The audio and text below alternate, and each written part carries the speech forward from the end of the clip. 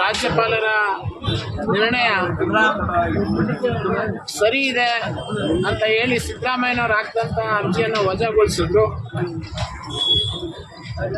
ಅದರ ಹಿನ್ನೆಲೆಯಲ್ಲಿ ಮುಖ್ಯಮಂತ್ರಿಗಳು ರಾಜೀನಾಮೆಯನ್ನು ಕೊಟ್ಟು ತನಿಖೆಗೆ ಒಳಪಡಬೇಕಾಗಿತ್ತು. ಆದರೆ ಅವರು ಬೇರೆಯವ್ರ ಉದಾಹರಣೆಗಳನ್ನ ಕೊಡ್ತಾ ಅವ್ರು ರಾಜೀನಾಮೆ ಕೊಟ್ಟಿದ್ದಾರ, ಇವ್ರು ರಾಜೀನಾಮೆ ಕೊಟ್ಟಿದ್ದಾರ ಅನ್ನೋ ಪ್ರಶ್ನೆಗಳನ್ನು ನಿನ್ನೆ ಮಾಧ್ಯಮದವ್ರ ಮುಂದೆ ಮಾಡ್ತಾ ಇದ್ದಾರೆ.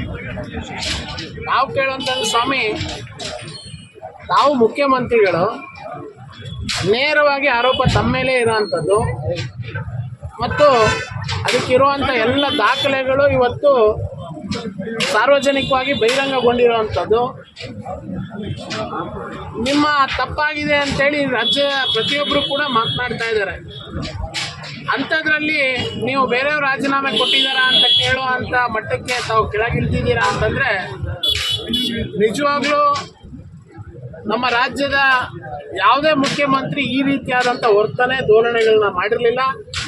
ಸದನದ ಒಳಗಡೆ ಪಲಾಯನ ಮಾಡಿದ್ರಿ ನಾವು ಕೇಳಿದಾಗ, ಇವತ್ತು ಸದನದ ಹೊರಗಡೆ ಹೈಕೋರ್ಟ್ ನಿಮ್ಮನ್ನು ತಪ್ಪಿತಸ್ಥವಾಗಿ ನೀವು ತನಿಖೆ ಎದುರಿಸಬೇಕು ಅನ್ನೋಂಥ ಆದೇಶ ಮಾಡಿದಂಥ ಸಂದರ್ಭದಲ್ಲಿ ನೀವು ಪಲಾಯನ ಮಾಡ್ತಾ ಇದ್ದೀರಾ. ನೀವು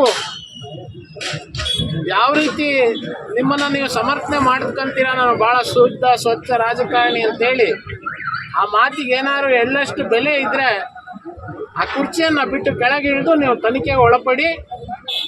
ನಿಮ್ಮ ತಪ್ಪಿಲ್ಲ ಅಂತಂದರೆ ಇದೇ ನ್ಯಾಯಾಲಯಗಳು ನಿಮ್ಮನ್ನು ನಿರ್ದೋಷಿ ಅಂತ ಆದೇಶ ಮಾಡುತ್ತೆ.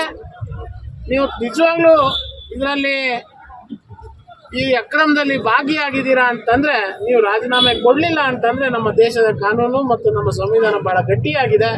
ನಿಮ್ಮನ್ನು ಸ್ಥಾನದಿಂದ ವಜಾ ಮಾಡಿಸುವಂಥ ಶಕ್ತಿನೂ ಕೂಡ ನ್ಯಾಯಾಲಯಗಳಿಗಿದೆ. ಅದು ಖಂಡಿತ ಆಗುತ್ತೆ. ಹಾಗಾಗಿ ಇವತ್ತು ನಾವು ಆಗ್ರಹ ಮಾಡಿದ್ದೇವೆ. ಇಲ್ಲಿ ಇವತ್ತು ಬೀದಿಗೆ ಹೋರಾಟ ಮಾಡ್ತೀವಿ. ನಾಳೆ ವಿಧಾನಸೌಧದ ಮುಂದೆ ನಮ್ಮ ಎಲ್ಲ ಶಾಸಕರು, ಸಂಸದರು ಎಲ್ಲರೂ ಕೂಡ ಒಟ್ಟಾಗಿ ವಿಧಾನಸೌಧದ ಮುಂದೆ ಒಂದು ದೊಡ್ಡ ಧರಣಿಯನ್ನು ಮಾಡಿ ಸಿದ್ದರಾಮಯ್ಯನ ರಾಜೀನಾಮೆ ಒತ್ತಾಯ ಮಾಡ್ತಾರೆ.